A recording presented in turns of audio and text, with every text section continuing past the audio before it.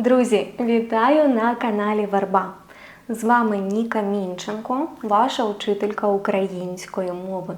І сьогодні ми будемо згадувати лексику про сон. Sleep vocabulary.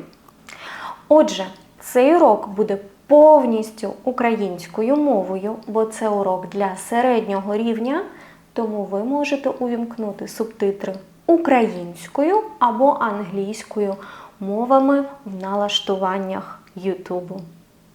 Якщо готові, почнімо. Лексика про сон. Перше дієслово, яке нам потрібно знати, це дієслово спати. Спати. To sleep. Його доконаний вид – поспати. Спати, поспати. Приклади. Я хочу спати. Або сьогодні я погано спав. Або спала. Уже час лягати спати. Зверніть увагу на цю фразу. Лягати спати. Literally, to lay down to sleep. Але це означає іти у ліжко. To go to bed. Лягати спати. Тобто починати спати. І останній приклад. Він поспав лише 2 години. Це у нас доконаний вид дієслова поспав. Наступне дієслово має декілька форм. Засинати або засипати, і ви можете використовувати їх рівнозначно. Засинати або засипати. Обидва варіанти є правильними. І їх доконаний вид – це заснути. Це дієслово означає почати спати. Тобто to fall asleep. Приклади. Він заснув о 10 годині. Останнім часом я погано засинаю або засипаю. І не можу більше читати. Я засинаю або засипаю. Коли ви вже поспали, що ви робите? Ви прокидаєтеся. Прокидатися або прокинутися означає to wake up. Коли ви робите це самостійно, ви прокидаєтеся. Приклади. Зазвичай я прокидаюся без будильника. Сьогодні я прокинулася дуже рано. Кава вранці допомагає мені прокинутися. І це правда. Отже, прокидатися to wake up. Ще ми маємо синонім до дієслова прокидатися. Це пара дієслів вставати, встати. Але буквально це означає піднятися з ліжка, тобто to get up. Приклади. У вихідні я встаю о 10 ранку. Ти вже встав?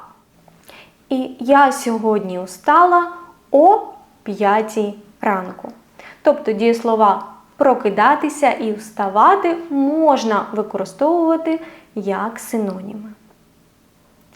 А що робити, якщо ви прокидаєтеся не самостійно, а приходить інша людина і заставляє вас прокинутися? Тоді ми використовуємо дієслова будити, розбудити. Тобто to wake somebody up.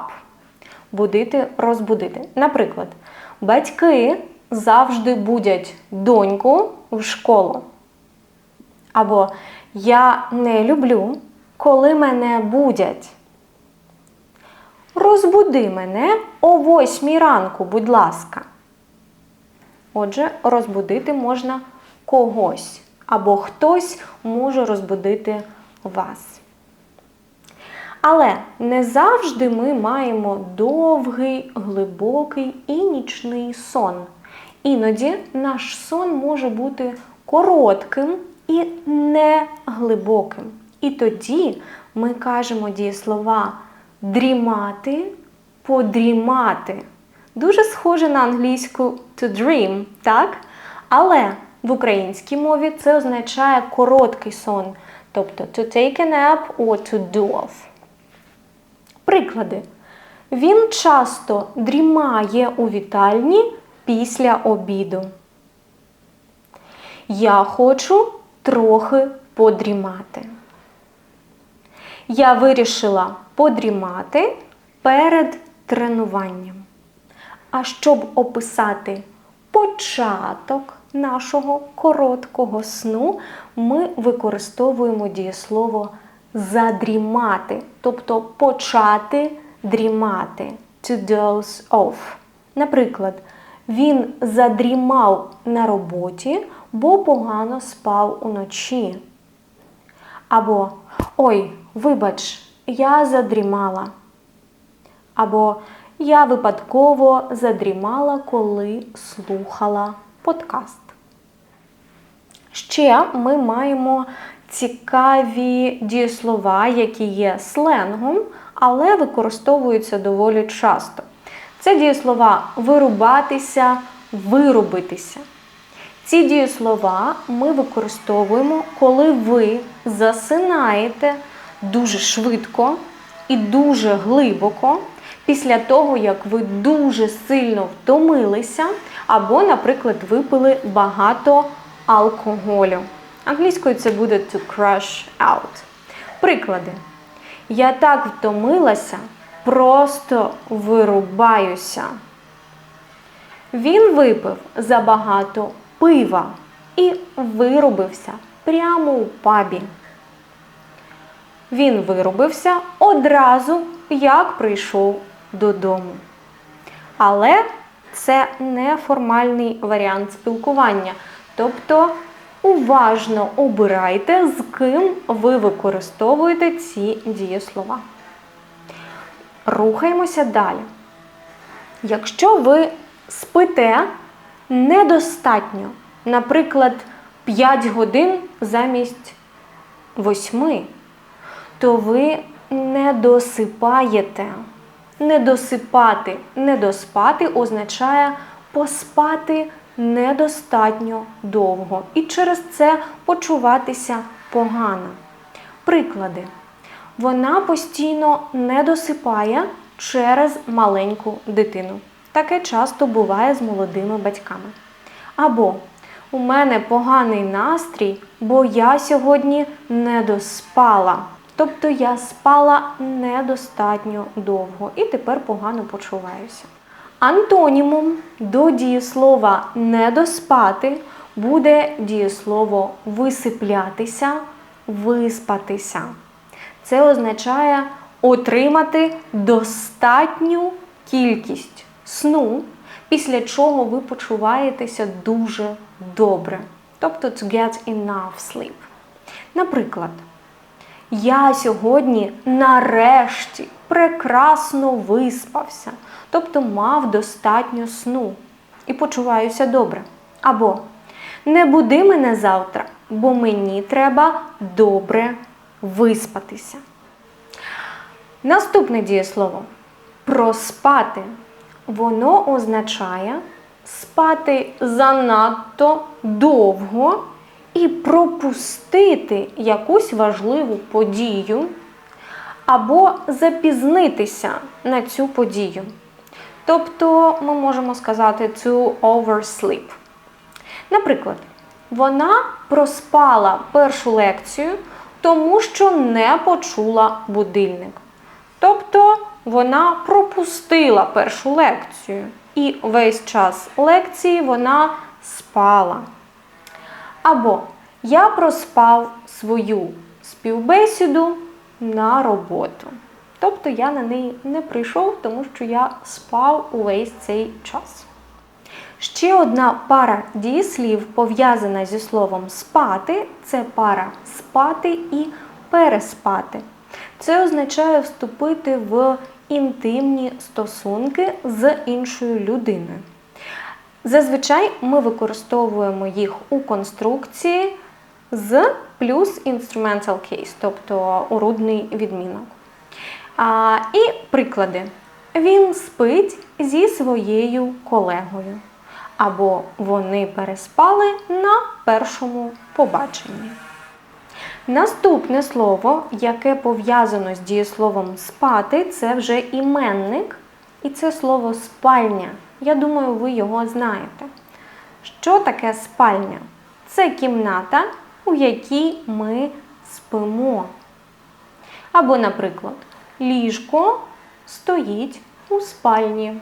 До речі, ліжко – це меблі, на яких ми спимо. Наступне дієслово пов'язане з проблемами з диханням під час сну. Якщо ви маєте труднощі з диханням, зазвичай ви будете хропіти, тобто to snore. А іменник до дієслова хропіти буде храп або хропіння. Наприклад, вона не може спати, коли її чоловік хропить. Або хропіння сигналізує про проблеми зі здоров'ям. Я сподіваюся, таких проблем ви не маєте. Але дієслово варто знати – хропіти. Також, коли ми спимо, ми можемо бачити сон або сни, або сновидіння. Наприклад, я часто бачу сни про подорожі. Або я сьогодні бачила тебе у вісні. До речі, зверніть увагу на фразу «у вісні» in a dream. Тут ми використовуємо саме прийменник «уві». Не «у», не «в», а «у вісні». Цю фразу треба просто запам'ятати. «У вісні» in a dream. Але, якщо ви хочете сказати, що хтось приходить у ваш сон, або ви бачите щось у вашому сні, ви можете використовувати дієслова снитися, наснитися. Приклади.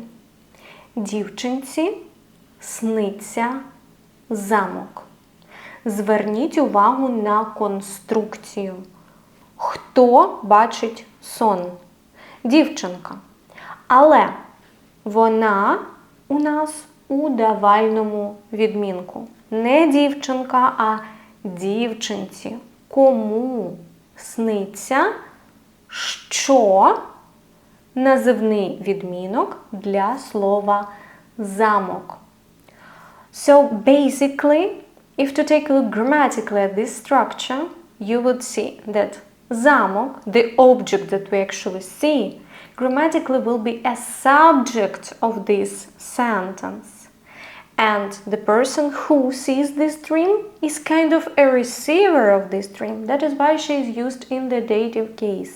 Дівчинці сниться замок. Або ти сьогодні наснився мені. So who, so whom. Ти used in nominative case. So you is the one whom I saw in my dream. Мені, dative case, right? So today I saw you in my dream. Ти сьогодні наснився мені. It's the same as the structure мені подобається щось, where щось will be in nominative case, while мені is in dative. The same case мені наснилося щось. Right? So kind of similar structure. Або ще один приклад. Іноді мені сниться, що я падаю. Тоді я прокидаюся. Але не завжди сни, які ми бачимо, можуть бути приємними. Так? Тоді ми кажемо, що ми бачимо не сни, а кошмари, тобто nightmares. Приклади. Він не дивиться фільми жахів, бо після них йому сняться кошмари. Або мені наснився кошмар. I had a nightmare, or I saw a nightmare in my dream, kind of. Добре, йдемо далі. Іноді буває ситуація, коли ви не можете заснути. Тоді ми кажемо, що ви страждаєте від безсоння. Тобто без сну, у вас немає сну, тобто інсомнія. Приклади. Іноді я страждаю від безсоння. Тому я не п'ю каву на ніч. На ніч означає перед сном. Тобто я не п'ю каву на ніч, щоб у мене не було безсоння, щоб я могла спати. Далі. Існує така хвороба або проблема зі здоров'ям, коли людина може починати ходити і щось робити під час сну. Таку людину ми називаємо або сновида, або лунатик. І це sleepwalker. Приклад. Сновида або лунатик – це людина, яка ходить у вісні. І ще одне цікаве слово – це теж іменник – Сонько. Як ви думаєте, що це слово означає? Воно описує людину, яка дуже любить довго, багато спати. Наприклад, він такий Сонько може спати цілий день. Тобто Сонько – людина, яка багато спить і любить це робити. Наприклад, дуже часто це можна сказати про підлітків, так? І останнє на сьогодні – це 3 прикметники: сонний, невиспаний і заспаний. Як ви думаєте, що вони означають? Отже, сонна людина – це така людина, яка хоче спати. Наприклад, я зараз сонна. Це може бути бажання спати перед сном або одразу після сну, коли ви тільки прокинулися. Ми можемо сказати, що ви сонні. Невиспана людина – це людина, яка не доспала. Пам'ятаєте це дієслово? Тобто спала недостатньо або дуже погано і недовго. Тоді ми можемо сказати, що я сьогодні не виспана, тобто я недостатньо спала. А заспана людина – це людина одразу після сну, коли вона прокидається уранці або посеред ночі. І вона ще почувається дуже сонною, і ми бачимо на її обличчі, що ця людина тільки що прокинулася. Тоді ми можемо сказати, що людина заспана. Зараз подивімося на приклади. Вже треба йти спати. Я така сонна. Або я сьогодні дуже невиспаний, бо спав лише 3 години. Або ой, ти такий заспаний, тобі потрібен холодний душ і гаряча кава. Отже, усі 3 прикметники можуть бути перекладені як sleepy, але кожен має власну характеристику. Тож, сподіваюся, ви розібралися, яке слово що означає. Якщо ви маєте будь-які питання, будь ласка, пишіть їх у коментарях. А на сьогодні у мене усе. І я прошу вас вподобати це відео, якщо воно вам сподобалося, і поширити його у власних соціальних мережах, у Твіттері, на Фейсбуці або в якихось інших мережах. І також, друзі, якщо ви маєте середній рівень української B1, B1+, я хочу запросити вас на свій Speaking Club або розмовний клуб, який називається «Бджілки», і який ми починаємо 15 серпня.